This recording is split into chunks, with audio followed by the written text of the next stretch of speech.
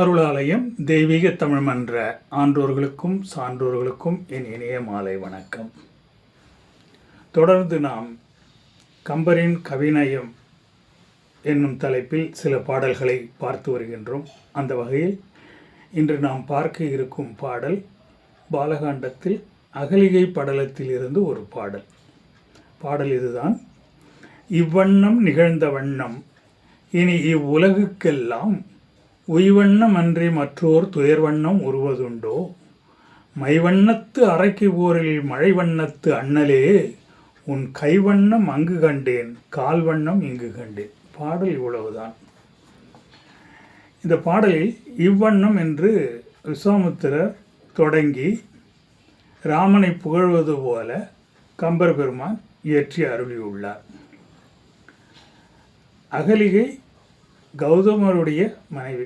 கௌதம முனிவர் அதிகாலை சந்தியாவந்தனம் செய்ய எழுந்து சென்று விடுகின்றார். அந்த சமயம் பார்த்து இந்திரன் வருகின்றான். கௌதமருடைய வேடத்தில் வந்து அகலியுடன் கூடி கழிக்கின்றான். இதனை ஞானக்கண்ணால் உணர்ந்த கௌதம முனிவர் அங்கிருந்து வந்து இந்திரனை சபிக்கிறார். நீ எதை தேடி வந்தாயோ அதை உன் சதை உடல் பெறட்டும் என்று சபிக்கிறார். தன்னுடைய மனைவி அகலிகையை கல்லாக போக கடவாய் என்று சாபம் கொடுக்கிறார்.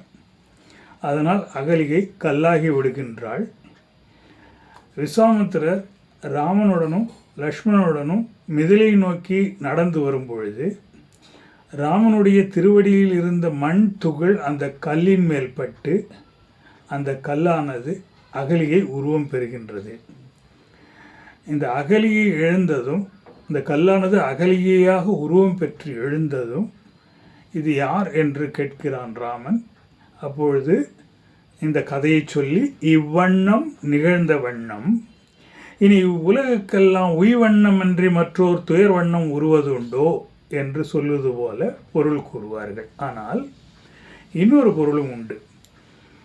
வேள்வி காப்பதற்கு முன் ராமனையும் லக்ஷ்மணனையும் அழைத்து கொண்டு பாலைவனத்தின் வழியாக விஸ்வாமித்திரர் நடந்து வரும் பொழுது தாடகை என்னும் அரக்கி எதிர்படுகின்றாள். உடனே விஸ்வாமித்திரர் சொல்கிறார், அவளை நீ கொன்று விடு என்று.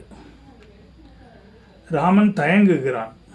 முதலில் நான் எய்யக்கூடிய அம்பானது ஒரு பெண்ணின் மேலாக இருக்க வேண்டும் என்ற எண்ணத்தில் ராமன் தயங்குகின்றான். அப்பொழுது விஸ்வாமித்திரர் அதை புரிந்து கொண்டு சொல்கிறார், அவளை நீ பெண் என்று நினைக்காதே, அவள் நரமாமிசம் உண்ணும் அரக்கி, அதனால் உடனே நீ கொன்றுவிடு, இல்லை என்றால் நம் மூவரையும் பிடித்து அவள் தின்று விடுவாள் என்று கூறுகின்றார்.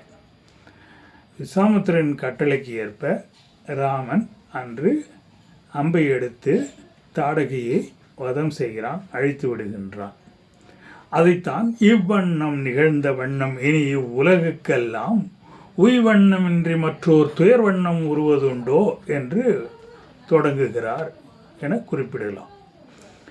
உய்வண்ணமன்றி மற்றோர் துயர் வண்ணம் உருவதுண்டோ என்று ஏன் கூற வேண்டும் என்றால், ஒரு எதிரியை பார்த்து, எதிரினுடைய பலத்தை பார்த்து அஞ்சாத ஒரு கதாநாயகன் சொல்வான், நான் உன் அப்பனையும் பார்த்தவன், உன் தாத்தாவையும் பார்த்தவன், உன்னுடைய பாட்டியும் பார்த்தவன், உன் வேலையை நீ பார், இல்லை என்றால் உன்னை நான் அழித்து விடுவேன் என்று சொல்வான்.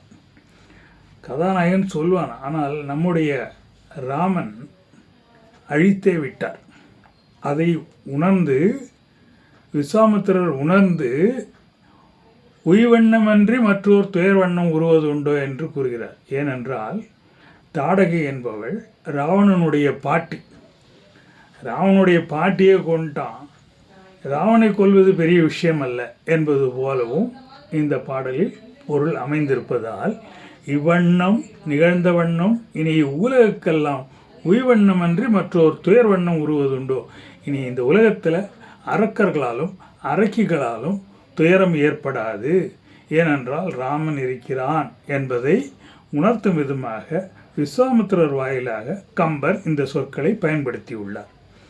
இவ்வண்ணம் நிகழ்ந்த வண்ணம் இனி இவ்வுலகுக்கெல்லாம் உய்வண்ணமன்றி மற்றோர் துயர்வண்ணம் உருவதுண்டோ மைவண்ணத்து அரக்கி ஊரில் மழை வண்ணத்து அண்ணலே. எவ்வளோ அருமையாக புகழறார் பாருங்க. மைவண்ணத்து அரக்கி ஊரில் கருமை நிறம் கொண்ட அரக்கி தாடகை. ஏற்கனவே ஒரு பாடலில் சொல்லுக்கும் சுடுசரம், அதாவது சொல் எவ்வளோ வேகமாக போவோம் அந்த அளவுக்கு வேகமாக அம்பை எடுத்து கல்லுக்கும் தாடகையினுடைய மார்பில் எய்தினான். அது கரெக்டாக குறி பார்த்து அடித்தான். அடித்த உடனே மார்பில் பாறை போன்ற, கல்லுக்குன்னா கருமையான பாறை போன்ற, அப்படி பண்ணுற பாறை போன்ற நெஞ்சில் பாய்ந்து பின்னாடி வந்துடுச்சு. அது எப்படி பின்னாடி வந்ததுன்னாக்கா, கல்லா புல்லருக்கு சொல் போன்று சொன்ன பொருள் போன்று போனது. கல்லாத ஒருத்தனுக்கு ஏதாவது அறிவுரை சொன்னால் அது நிற்குமா, இந்த காலம் வாங்கி அந்த காலம் விட்டுரும், அது போல போய்விட்டது என்று சொல்வார் அந்த பாடல். அதைத்தான் மைவண்ணத்து அரக்கி ஊரில் மழை வண்ணத்தண்ணில், கருமையான அந்த அரக்கி இருந்தாலே அப்போ நீ எடுத்த அந்த அன்பு, லாபகமாக எடுத்த அம்பு அவளை குறிப்பார்த்து எய்தது. அப்பொழுது உன்னுடைய கையினுடைய அழகை பார்த்தேன். மைவண்ணத்து அரக்கி ஊரில் மழை வண்ணத்து அண்ணலே உன் கைவண்ணம் அங்கு கண்டு. உன்னுடைய கையினுடைய வண்ணம் என்பது இந்த இடத்தில் ஆற்றலை குறிக்கும். எவ்வளோ வீரமான அந்த அந்த நேர்த்தியான அம்பை எடுப்பது, அதில் பொருத்துவது, அந்த நாணை இழுப்பது, குறி பார்ப்பது, இதையெல்லாம் ஆற்றல் என்று கூற வேண்டும். அந்த ஆற்றலை ஒரே வார்த்தையில் கைவண்ணம் அங்கு கண்டேன். எங்க மைவண்ணத்து அரக்கி போரில் கண்டேன். உன் கால் வண்ணம் இங்கு கண்டேன். உன்னுடைய கால் துகள் பட்டு இந்த கல் அகலிகை என்னும் பெண்ணாக உருவாகிவிட்டாள். அதாவது உணர்ச்சியற்று இருந்த பெண் உணர்ச்சி பெற்று விட்டாள் என்ற பொருளிலும் எடுத்துக்கொள்ளலாம். உன் கால் வண்ணம் இங்கு கண்டேன் என்று குறிப்பிடுகின்றார். ஆக இந்த பாடலில் 8 சொற்கள், வண்ணம் என்ற சொற்கள் பயன்படுத்தப்பட்டுள்ளன.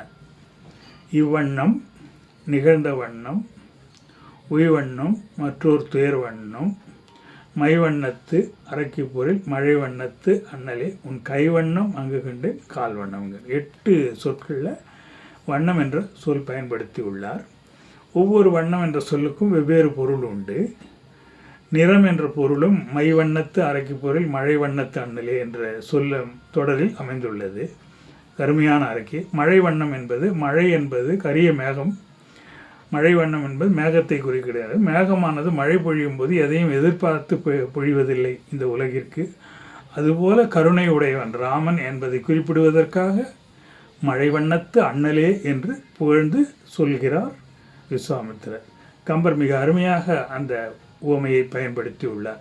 ஆக 8 வண்ணம் ஏன் பயன்படுத்த வேண்டும் என்று நமக்கு ஒரு சந்தேகம் எழலாம். இறைவன் 8 வகையான குணங்களை உடையவன். இதனை திருவள்ளுவர் வாயிலாக நாம் தெரிந்து கொள்ளலாம். கோளில் பொறியில் குணமிலவே எண்குணத்தான் தாளை வணங்கா தலை. எண்குணத்தான் என்றால் 8 வகையான குணங்களை கொண்டவன் இறைவன். அப்படிப்பட்ட 8 வகையான குணங்களை கொண்ட தாளை வணங்க வேண்டும் என்பது திருவள்ளுவருடைய கருத்து. ஆக அப்படிப்பட்ட ராமனுடைய திருவடி, அவருடைய காலில் இருக்கிற ஒரு தூசி நம்ம மேலே பட்டால் கூட நம்முடைய ஜென்மம் சாபல்யமாகிவிடும், நம்முடைய ஜென்மம் இல்லாமல் போய்விடும்.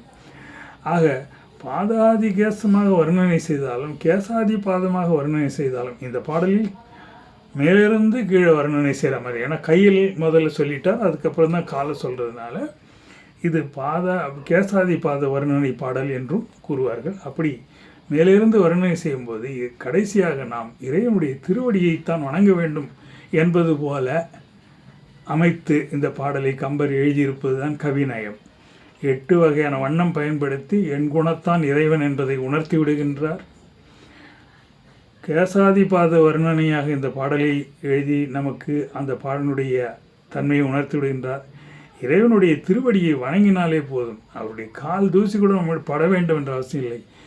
ஸ்ரீராமபிரானுடைய திருவடியை நாம் வணங்கினால், ஸ்ரீராமராம என்று கூறி வணங்கினால், ஸ்ரீராமஜெயம் என்று கூறி வணங்கினால், நாம் கல்லாக இருந்தாலும் உணர்ச்சியற்று இருந்தாலும் நல்ல உணர்வு பெற்று நல்ல செயல்களை செய்து நல்லுலகம் பெறுவோம் என்பதனை இந்த பாடலின் வாயிலாக நாம் உணர்ந்து கொள்ள வேண்டும்.